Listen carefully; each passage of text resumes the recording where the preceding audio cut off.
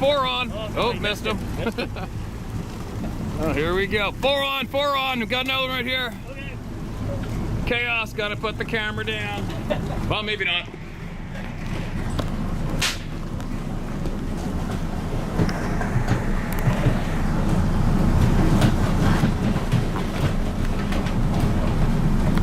Alright.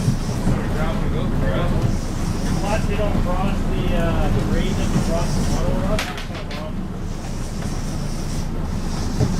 Yeah, 4 on, 4 on.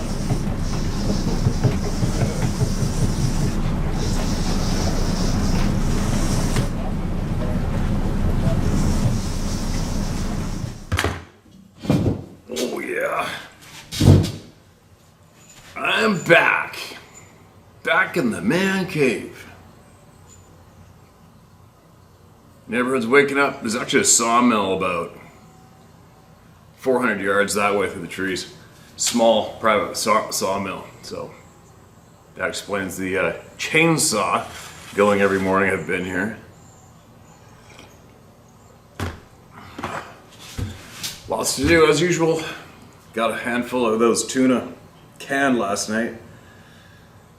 That was a job, I'll tell you what. When you gotta carve, it's called the loins when you take the meat off the tuna carcass. You take the loins, basically it's filleting, but it's just a little different because you gotta skin them first. It's like, holy cow, man. The very next day after tuna fishing, I'll tell you, when you go tuna fishing offshore, it beats the shit out of you. If the fish are biting, right? Which they were, and only 2 of us went, and ideally you want 3 or more people because we got 8 lines out. And once they're on, once you're into them, and it's non-stop, just reeling them in, hauling them on board, and you're on your feet non-stop. And we were about 57 miles out, I think, was the furthest we went. And what happens here in Canada is we have green water and blue water in the Pacific Ocean. And their green water's close to shore, it's all cloudy. We usually cloudy and green and more algae and life in it. And once you get offshore, you get into the deep blue water, which you can see like 50, 60, 70 feet down, crystal clear. It's really cool.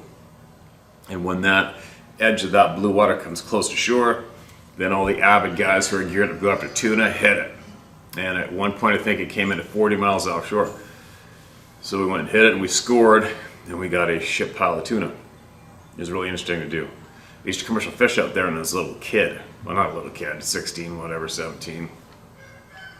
Brought back a lot of memories. And then, so you've got 8 hours travel total, I think. 1, 2, 3, 4. No, 4 hours, 5 hours of traveling alone, and then on top of that, a day of fishing. Anyway, so I got home yesterday, went straight to canning tuna. And then today I'm going to can and freeze loins. I froze some whole tuna as well. Tuna. Anyway, got to get some voices heard. I'm behind. And I forgot. I guess the thumbnail in the last video. I get a lot of people email me in pictures and they circle them of what they say are Sasquatch behind me. And somebody had sent that one in, and that was actually one of several pictures they sent in of behind my quad. I don't remember where that was. Did they put that in there themselves? I don't know. Who knows? Who knows, right? I mean, I have caught somebody went way out of their way to impose some kind of a face in the bushes looking at me. And I actually, for one time, I went and found that video, looked at it myself, and it wasn't in the video at all. They did it themselves. It's kind of, what an odd thing to do. It's a lot of effort, right? It's a lot of effort to go into somebody's YouTube video, screenshot something from it, and then put it on your home computer, and then go to creating a face and eyes and a nose and a bridge of a nose and a mouth and a forehead, and putting it in that photo, and then saving it, and then going out of your way to email it to the person who made the video. That's a weird mind space, right? Like, how many people wake up in the morning and their brain tells them to do that? That's kind of alarming. But then again, there's a lot of people in the world today whose brains I can't figure out when they wake up in the morning what their brain tells them to do. Is pretty bizarre either way, right? Humans are pretty crazy on average. Pretty crazy on average. But anyway, I don't want to get babbled too much. Maybe a little more coffee so I can piss somebody off shortly. Lots going on the planet. But let's not waste any time about that shit just yet. What's this? Steve Reed, short and not an encounter.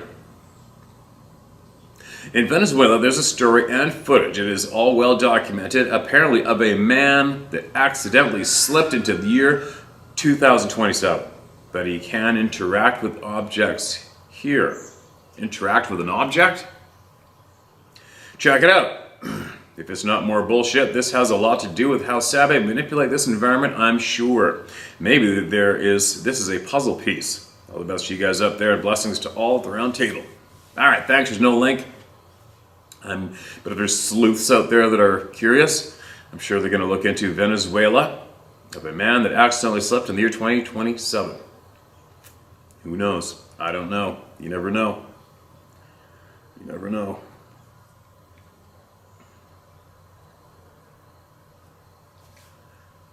A short one with British Columbia and Ontario experiences.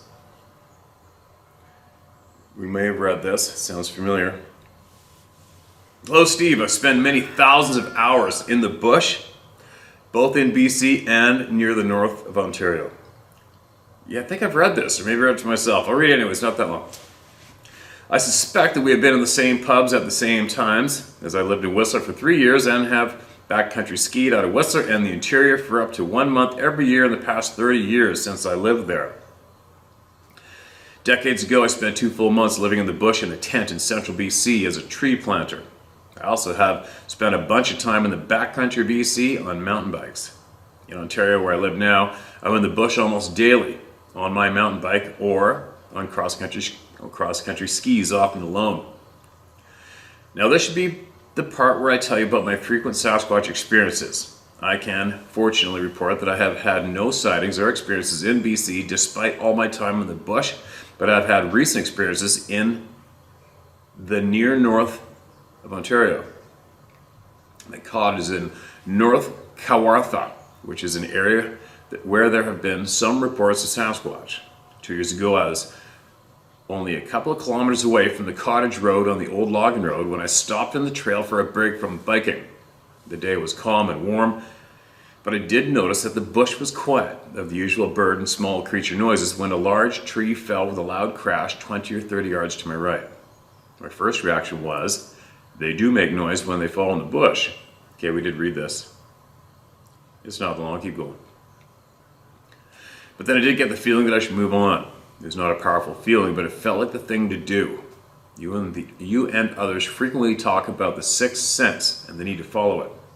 I think the rest of my time out in the bush in cities and the suburbs has pretty much killed that sixth sense in me. Also, I firmly believe, for no reasons I can offer here, that the Sasquatch beings choose those who are going to see them or experience their immediate presence. I can agree with that to a point, but there's been far too many people have bumped into them in the woods with the being they bump into going, you like physically showing surprise emotion and even gasping just like we would. Especially I've heard of a lot of people have reported of bumping into a female Sasquatch person who went like gasp, like oh shit. So with that reaction, there is no intent of letting the human see them for sure, right? So we got to chalk up a shitload of sightings as well are going to be accidental, without a doubt. Anyway, sorry, interrupted. More coffee.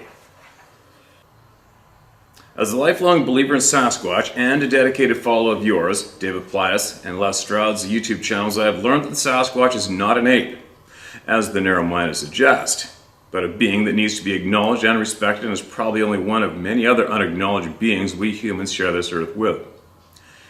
As I think they are related, I wish to share my most recent experience from this past COVID summer. I was returning from a friend's cottage in my boat on a very calm, warm, and clear, starry night. I was alone and yes, probably had enough to drink that I should not have been driving a boat or anything motorized, but I did. I was enjoying the clear, star-filled sky at idle speed in the boat when a ball of pale orange light the size of a cantaloupe moved over my boat from behind me to about 50 feet in front of the boat and 30 feet up. It made no noise, and for some reason it did not startle me or scream at me or concern me. Sorry. Maybe due to my dull sixth sense. My boat ride is about 15 minutes long, and the orb stayed in the same place in front of the boat, 30 feet up, like it was following me from the front. I tested it by moving off my usual course and swerving the boat at idle speed, and the orb followed the course of the boat. When it was time for me to turn left into my bay, to my dock, the orb just continued straight on down the lake at the same height and speed until it was out of sight. Well, Steve, those are my only two very minor experiences, and please share them with your audience if you think they are pertinent. Thank you for giving up an obviously huge amount of time to assist those who have had very negative and frightening experiences. I remain happy not to be one of them. Sincerely, Mike. Thanks, Mike. Pretty sure I've read that before, but there's frickin' thousands of people here that haven't heard it without a doubt. And the orb thing, I haven't experienced an orb. I videotaped that bright light up in the mountains. I shared with everybody last couple years ago, but I haven't experienced the orb thing. I'm sure it's coming. Would it scare me? I'm trying to picture it. Maybe you guys could picture it too. Picture being in the forest by yourself and all of a sudden a cantaloupe size or soccer ball size bright light starts hovering right in front of your face, or following you, or just going along in a plane through the timber. It'd be so, I've heard so many people have seen that. So many people. That would be a really weird thing to see. It'd be cool if it would, if you, I mean, I never leave home without cameras. So it would be cool if I did see one, then it stopped, and then it would be interesting to take a camera like this in 4K if it did stop and zoom all the way in on the center. I wonder what that would show up on the editing program. If you could hold it steady enough and zoom it right in on that sucker, like you would the sun, you know what I mean? I wonder if it would show anything else, especially after you start editing it on the program and brightening and darkening it or whatever, playing with the exposure. Anyway, thanks for that share again, man. Appreciate it. This is titled, Several Up-Close Encounters and Close Calls. Steve, first, thanks for your time and energy on this channel. I'm sharing my close visual encounters, but I'm sharing my close visual encounters, but have had much high strangeness too. When I was a kid, about 8, I saw the movie Sasquatch, The Legend of Bigfoot, and it changed my life. The old timer telling the tale of Ape Canyon incident gave me night terrors for the next 35 years. Yeah, the Ape Canyon one freaked me out too when I first read it. I'd wake up sweating and my pillow wet and convinced they were looking in my window or trying to get in. I faced my fears by going on an expedition with that twisted group. There was a gift, and after my encounter on that expedition, I never had the dreams again. Before I start, I want to tell you a story of what happened to me in Stone Mountain, Georgia.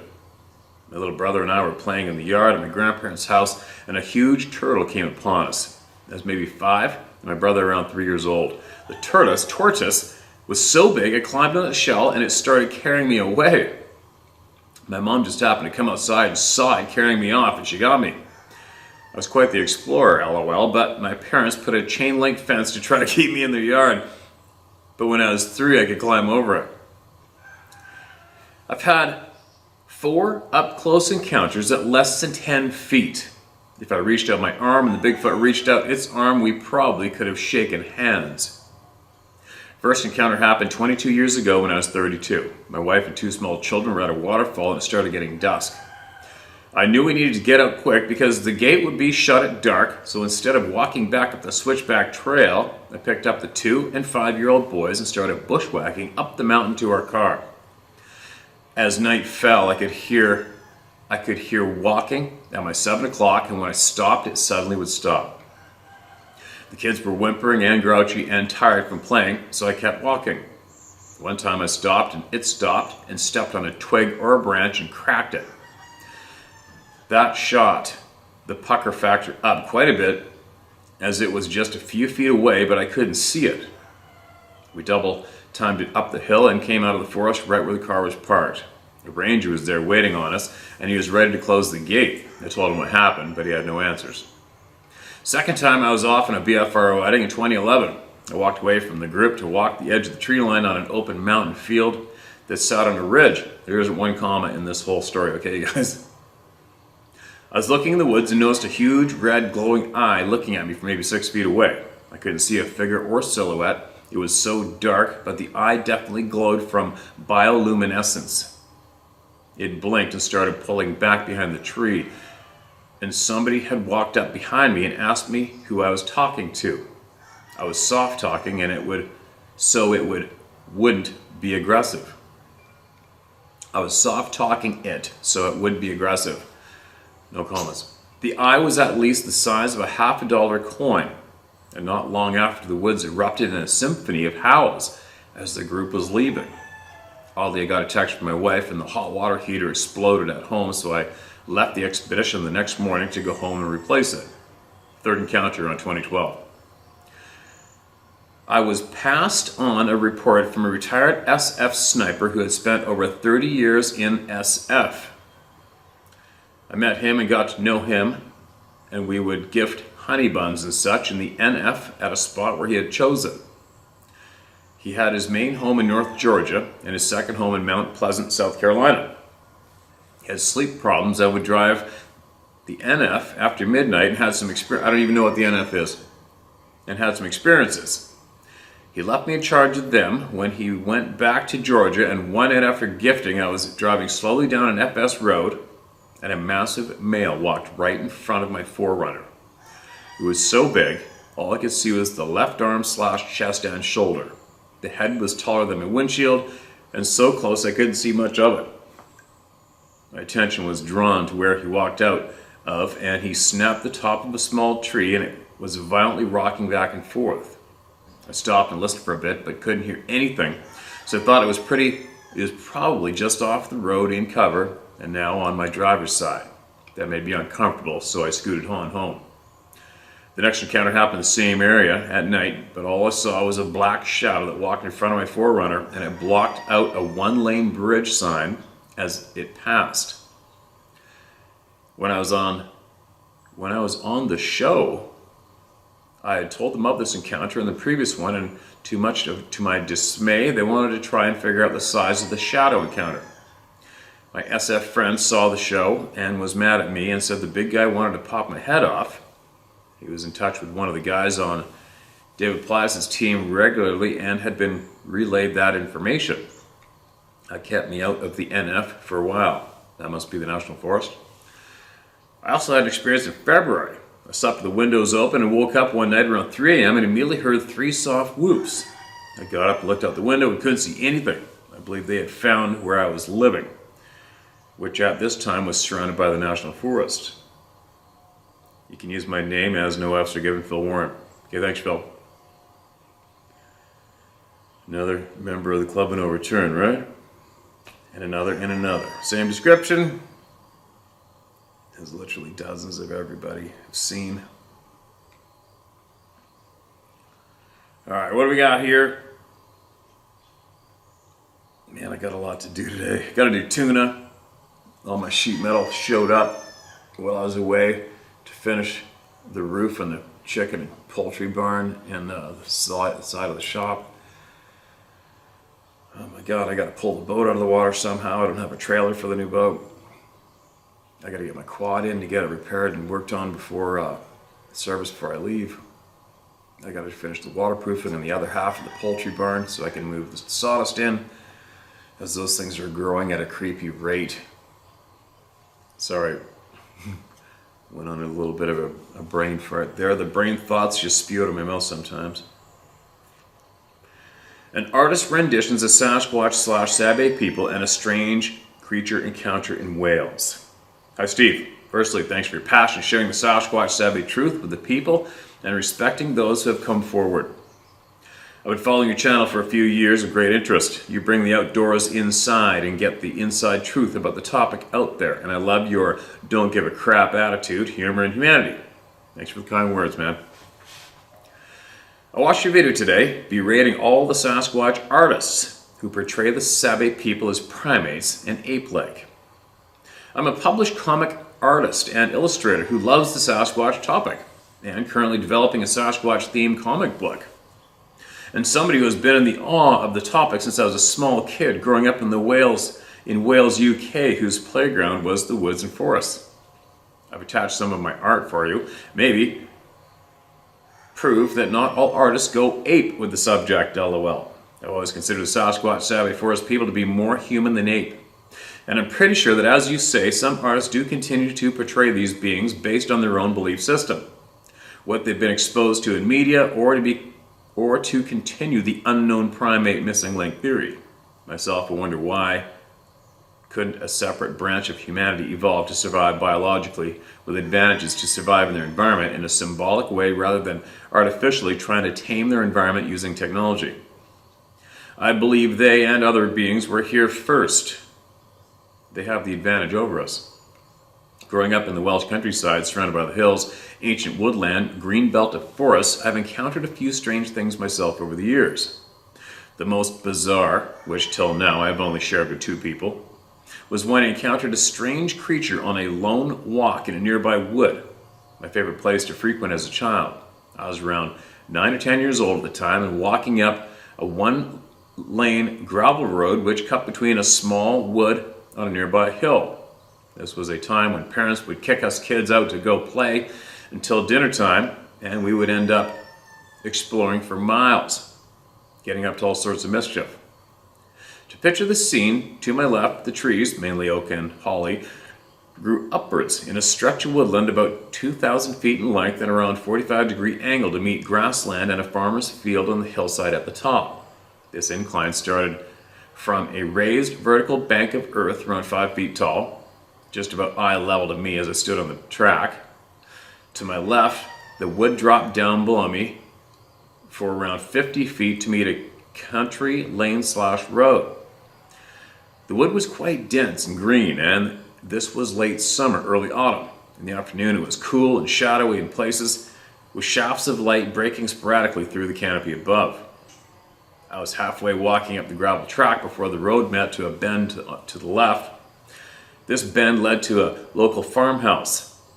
It was at this point in the track that there was a wooden stand or shelf built into the bankside, which I discovered was used by the farmer to leave milk churns each morning for collection by the local milkman. This is around 1978, when doorstep deliveries of milk were still in fashion. As I paused to rest for a moment, and planning on hopping up on the shelf to sit and enjoy the scenery, sudden movement from a shaking holly bush caught my attention around 10 to 15 feet above my eye line to my left. It was quite startling to see the bush moving when the rest of the woods was still. The bush is around 3 feet tall, and as I stared at it, I could just make out the limbs of an animal of some sort moving in the lower branches/roots of the bush. This had me on edge instantly, as I knew this was a big animal, and I was quite familiar with wildlife, local wildlife. This thing was unfamiliar and out of place. I was even more startled when the bottom edge of the bush parted, and a face which looked like a cross between a fox and a human girl popped out staring at me. That's kind of weird. This being/creature had hands, not paws. His face was covered in short beige fur, but from the hairline and small pointed ears back along the body was a slightly longer coat of coarse fur, about 2 to 3 inches. A coat the same color as a chestnut red squirrel or fox. We stared at each other for seconds, and I was mesmerized by her. She looked as startled and shocked as me. Her eyes were piercing blue. It appeared that she was crouched down, looking from under the bush, facing downward towards me. It was only when she withdrew her face back into the bush, turning to stand straight up and away from me, that I noticed she was about the same height as me, around 4.5 feet tall. With the back towards me, I could see a tail, sleek and tapered and very dog-like, and not bushy as a fox would be. She had a slender, taut, muscular back and muscular hind legs which were retrograde, like a canine, but her arms and front legs were more slender and human-like with elbows. What a frickin' description. I cannot remember seeing her back feet, but in that instant her arms shot out from her sides, raised to the elbows, the fingers on her hands spread out. They were a charcoal gray color, and each finger ended in a small, sharp claws or nails. There was a pause, and she sprang forwards, bounding and plowing upwards, zigzagging through the bushes and woods towards the field above. Steve, she cleared the distance on that steep incline in seconds, in a blur of sticks and leaves.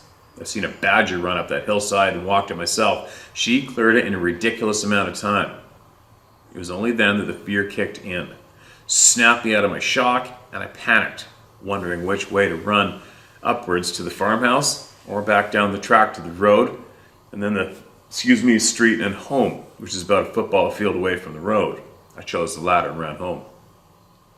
I've never told anyone in my family, and only 2 friends much later in life. It wasn't for fear of ridicule, but their belief in my story that deterred me. My family and friends have always said I had a wonderful imagination, so would have thought and said I'd made it up or imagined it. I've kept this to myself for years, and I'm 54 now, but still enjoy a childlike wonder and an open mind for all things mysterious and unexplained on this earth. I've experienced many other paranormal / supernatural things in my time on this planet, some truly terrifying. I think if you're in tune with this side of things and have had these types of experiences, then you're more open and likely to encounter others, like being a bizarre magnet. It was years and years later, after discovering the encounter reported with Dogman and Walking Wolves, that made me recall this incident and reevaluate what I may have encountered that day. Did I feel at all threatened by the creature? I was certainly frightened and shocked at the time. I was a kid, but thinking back, there was no sense of threat or anything predatorial about the being I encountered. I was afraid because I didn't know what I had seen. If anything, I look back with awe and gratitude for getting a little peek at the hidden world out there. I'm happy for you to share my name.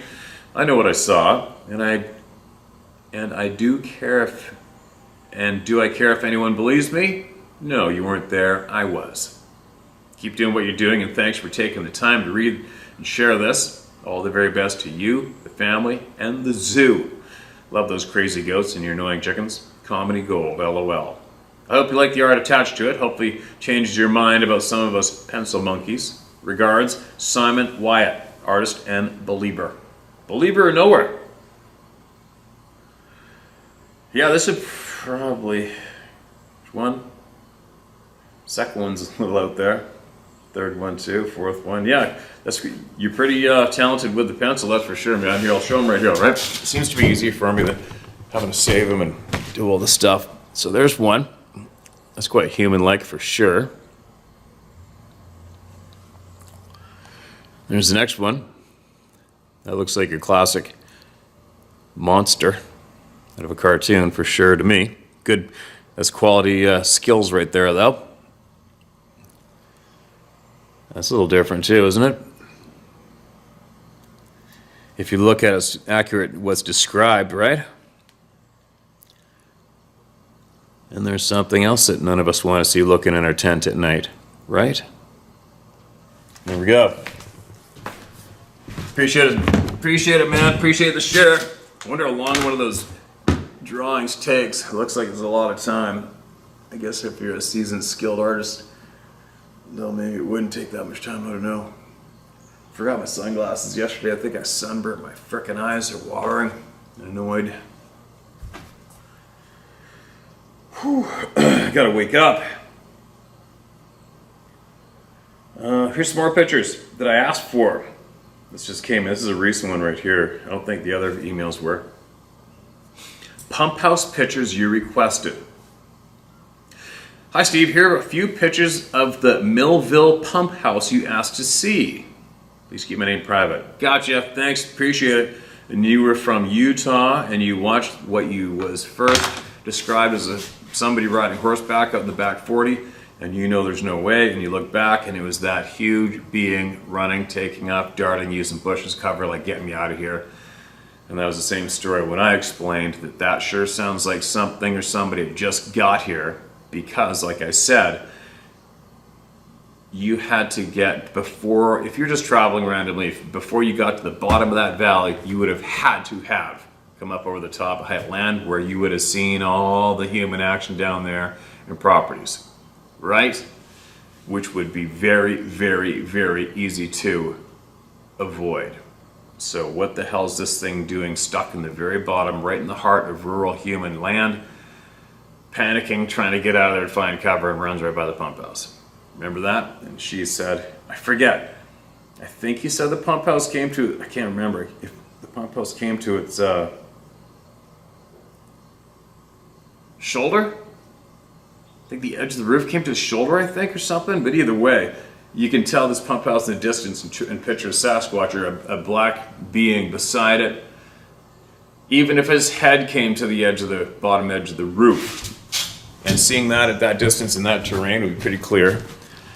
And it would be very frickin' alarming, would it not? To see something with its head or even its shoulder at the same level as the top of the wall, running at a remarkable speed across that open terrain, right? You'd be able to see it going for a while, and I believe she did see it go for a matter of minutes too, I think, if I recall. There you go, there's the pump house. Appreciate it, appreciate you going out of your way to send that in. I'm glad I found it right away. There you go. And here comes the chicken. One of the sole survivors from the previous bear onslaught. All right. What else do we got?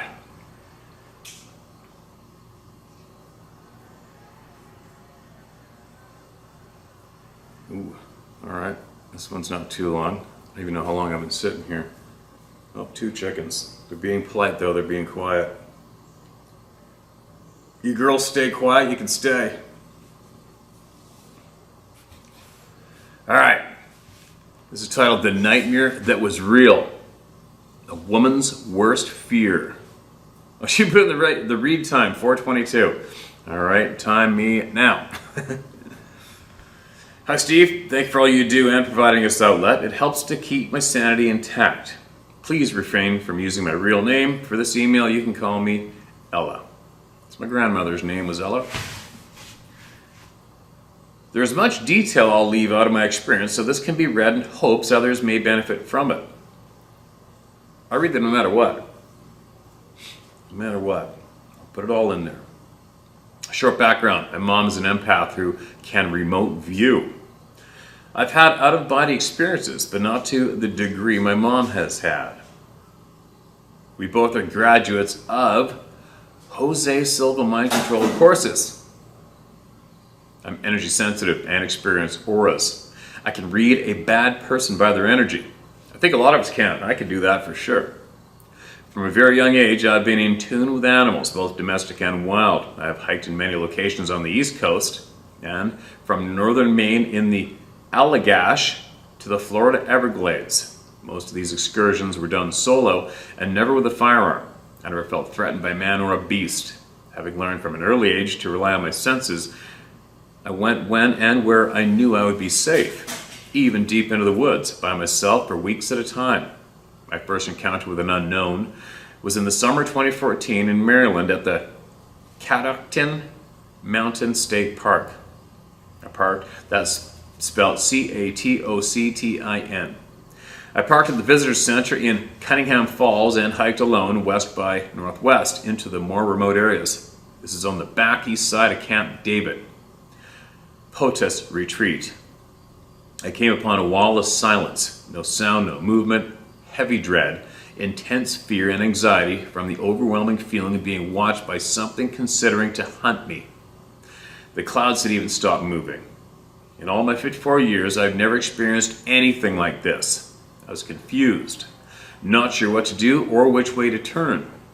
A voice yelled inside my head, "Turn around and run. Run back the way you came quickly before he comes." I could feel the negative energy, like a drum beat in my head and all throughout my body. I turned around and ran the almost 4 miles back to my truck. I didn't feel safe until I was close enough for visual confirmation of the parking lot. I know I didn't imagine it, but until your channel, never heard of another's experiences that were similar. After hearing more shared stories on your channel, I felt compelled to revisit my Silva training methods and started to meditate again. And oh boy, I've since been visited in my home numerous times, not by anyone or anything that is physical. These other encounters have all been spiritual in nature. Some entities are playful, others not so much. On 2 separate occasions, a dark force has tried to prevail over me. The first occasion was a test to see if I could be reached. I was aware this force was not of a white light being, but did not feel threatened. This also happened while I was in an active and guided alpha state.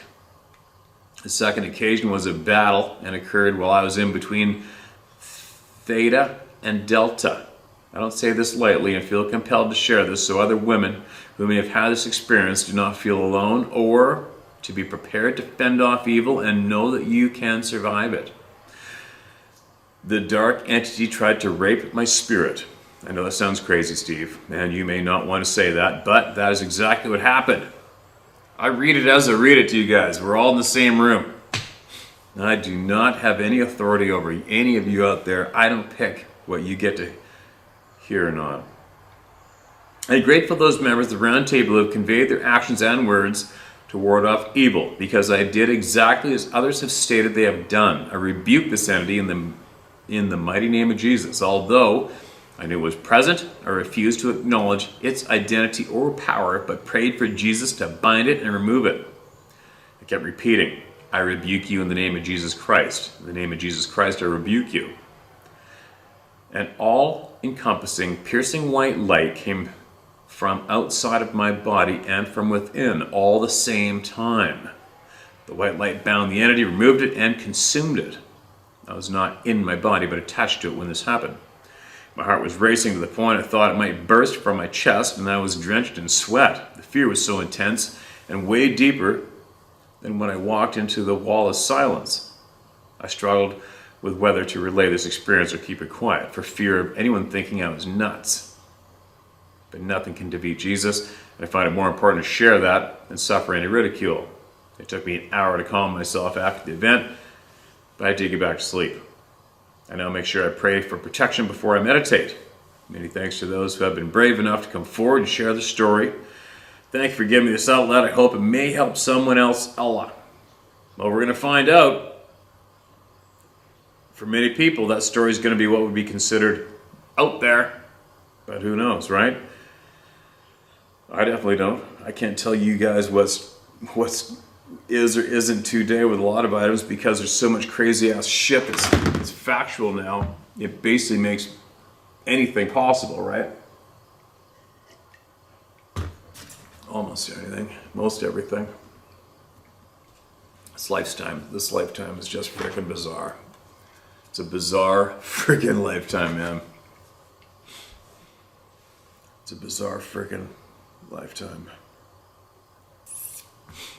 Hello, Steve. I hope this gets to you. My name is Roger. My question to you is, do you still guide a hunter on a hunting trip? I'm a 6-year-old male, grew up hunting and fishing. I'm still an avid fisherman. I really wanted to get a nice moose or elk for quite some time. I live in Washington State.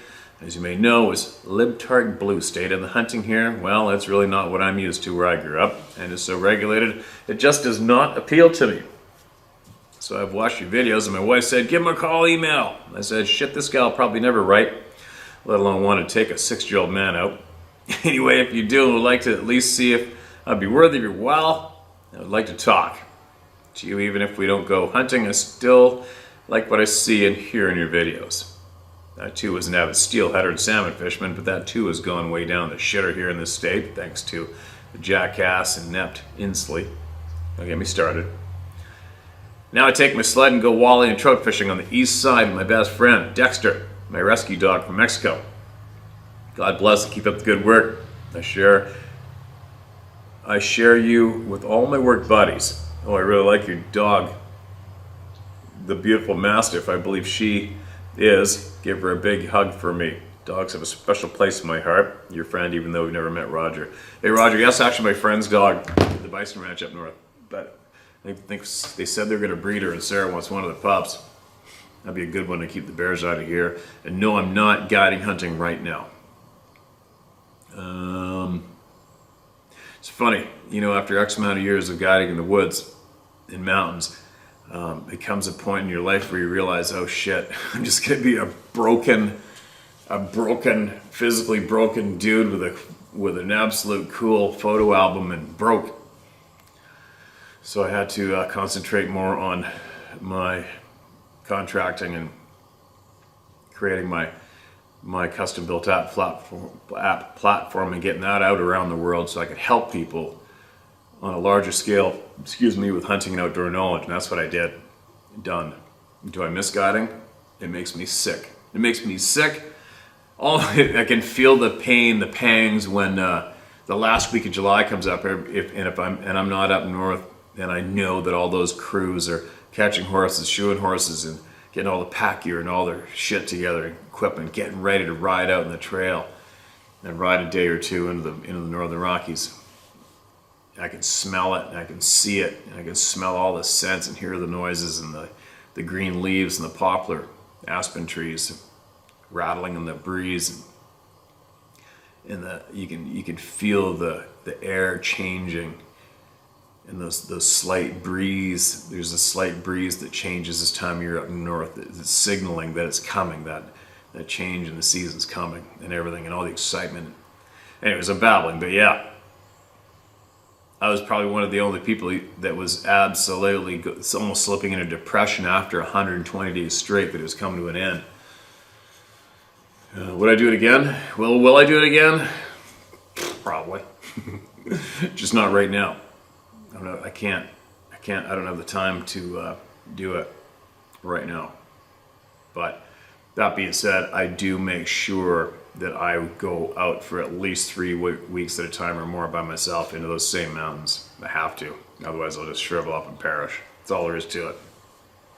And that's what I'm going to be doing pretty quick. But at least I do have my hunting apps that I can still share that knowledge with anybody and everyone in the world who wants it, needs it, and wants to use it. And then it can be utilized in the middle of nowhere without the internet connection. That's the beautiful thing about it.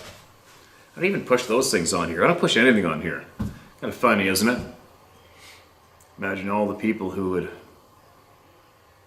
would potentially die to have a following this big because they'd be able to use it for financial gain like crazy selling shit. Whatever. That's not really why we're here, right? We are here to expose the pricks, share the true knowledge, and help people get back into experiencing life the way they should in the real world without being terrified and trying to cope with what the F they frickin' saw and had slapped in their face without asking for it. That's why we're here. I had a couple of people email me and said to me physically, in person, that they can't believe my channel hasn't been pulled yet because of some of the shit that I say against the bad people. It's kind of funny. You know why? I think it's probably because of the theme of my channel, the title of the channel, my channel name probably helps this channel slide underneath the algorithms that send off the alarm bells for the pricks who are trying to control our speech. And I think that's what I'm getting with, what I've gotten with so far. I'm almost certain of it. And if I don't, I think before, during the COVID shit show, I said some things, and obviously you're going to get the odd person on here that blows a gasket and then reports. And I think that's how a couple other videos got taken off. Whatever. I'm not really worried about that shit either. Go ahead and take it down. I'll just come back with a vengeance and create a larger following another way. It's not going to stop. You're not going to stop this. It's not going to happen. What else? Got home late last night, went and looked at my emails first in a long time and had a shit pile of emails looking for, I don't know what it is. I already stated my stance on going to conventions. It's not for me, it's not about me, and especially if my name is mentioned with any person who is in the Sasquatch Bigfoot community who has been involved with reality TV or organizations. leave my frickin' name out of it. I'm not them. I have nothing in common with those people, and I will definitely never be sharing the stage or a convention or anything with those people. It's not going to happen, all right? So, thank you for the invite, but no thanks, and leave my inbox alone, okay? Take me off the list. Take me off the list. I'm just going to block it anyway. So I believe I made that semi-polite statement in the past, not too long ago, and it's not working. My inbox got flooded. So I'm just going to block people that seem to want to include me in those invites. Yeah, I'm babbling. More coffee, right? I'm not even awake.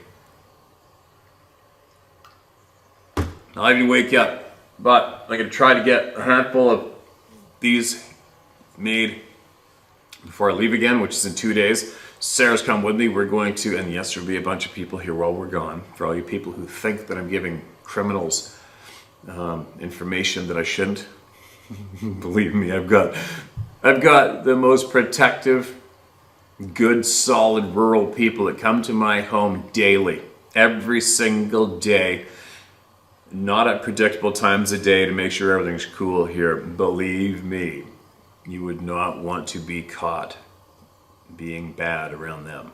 I can guarantee that one. But anyway, we're going to take off. Got one last fishing derby. It's a big fishing derby. And all my friends, they're not going to guide. They're going to fish in the derby themselves they're done the guide season, so there's a whole bunch of us get together, eat food, have drinks, and fish in the 2-day fishing derby.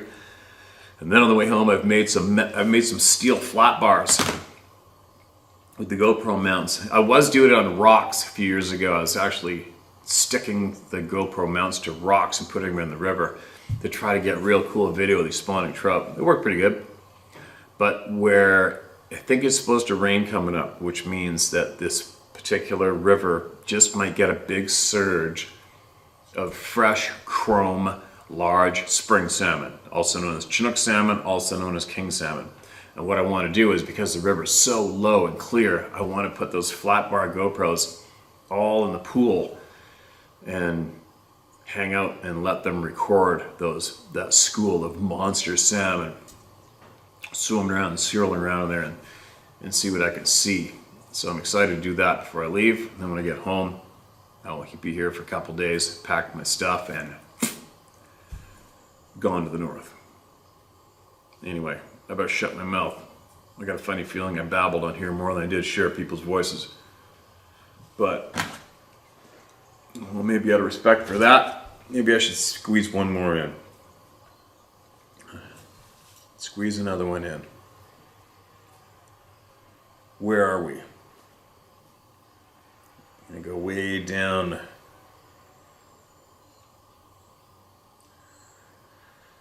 All right, this one isn't too long. I'm gonna do one more. It's an odd title for this. This is titled Midnight into Daylight. Hi, Steve.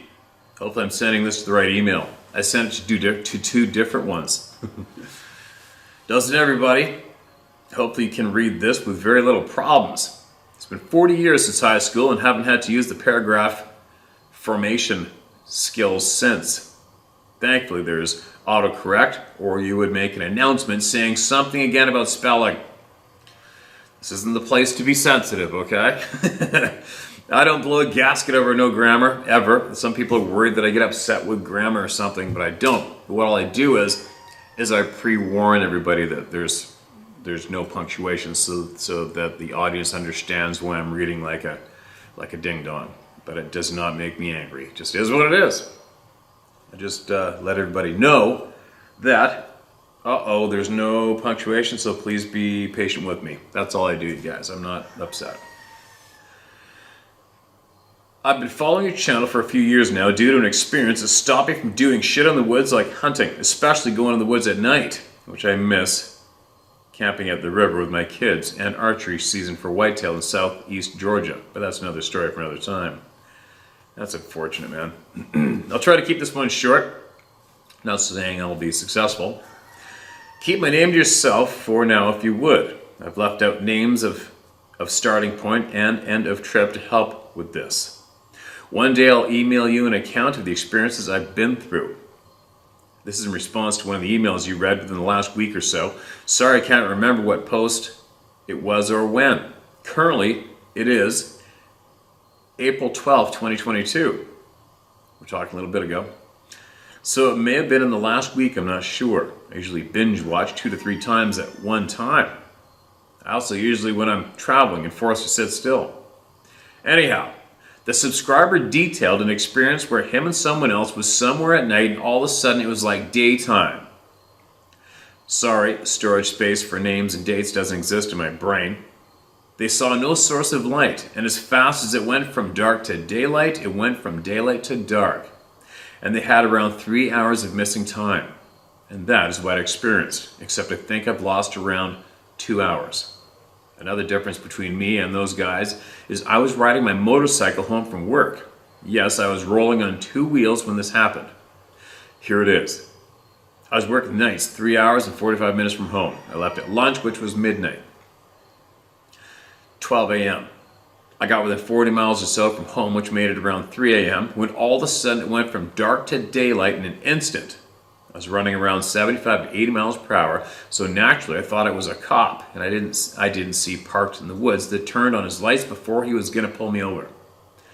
However, nothing was in the rear view. No other cars for miles on this 4-lane U.S. highway. I looked, 720 degrees, 360 by 360, searching for the source of the light. The sky wasn't blue, it was a grayish color, so the source wasn't coming from outer space. The stars that shined when it was dark was no longer visible. There was also no moon on this cold for Georgia October night. The weird thing is, about the time I noticed that I wasn't casting any shadows, Weird thing is, about the time I noticed that I wasn't casting any shadows on the gas tank or on the asphalt below my bike when it went dark again. Stars were even shining again when I looked up. When I finally arrived, I noticed the clock on the wall was reading 5:40 a.m., which matched my phone, meaning I just lost under 2 hours. Freaked me out upon realizing that I lost time, especially when I didn't stop anywhere except the gas station a quarter mile from the plant I was working on. Think about it for a second. I was in motion at the time, 75 to 80 miles per hour, going faster than the speed limit of 55 for sure.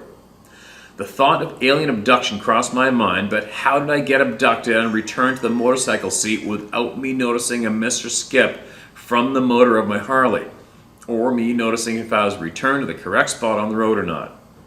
Seamless transition. How is this possible?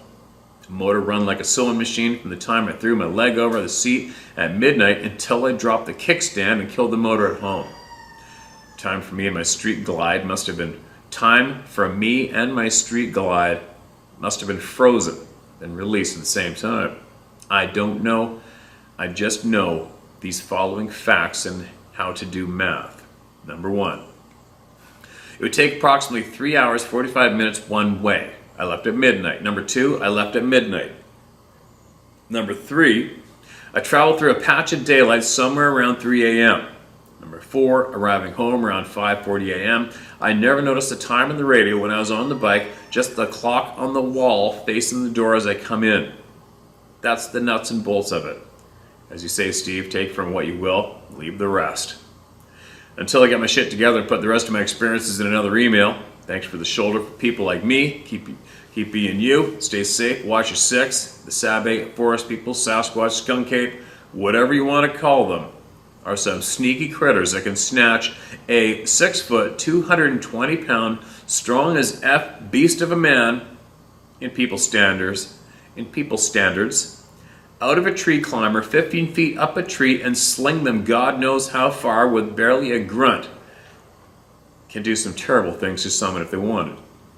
Until then, I am just Southeast Georgia. All right. Let's see how many people go, holy shit, no way, that happened to me too. Right? It seems to have happened to a lot of people. Why are my eyes burning? And you got some experiences you want to get off your chest, man, get them out. You should have added them in that email. Just look at how long it took me to find that one, right? And there's a lot of emails even way farther back than April, without a doubt. Let's see, you had something, you have experienced missing time like that and nighttime turning to daylight, which we've had reported a handful of times. Send it in, man. Send it in to where and when and what time. Do I have any answers to that one? Nope. Of course, Dave Pilatus comes to mind of someone who may or may not. I don't know. Crazy shit going on. Anyway, that's it. We'll end on that one. I'm going to bite my lip because I'm sure sometime today I'm going to have time to get caught up in some current events and news and what's going on with the contacts that I follow and listen to. And that'll probably trigger something inside me to want to rant my ass off.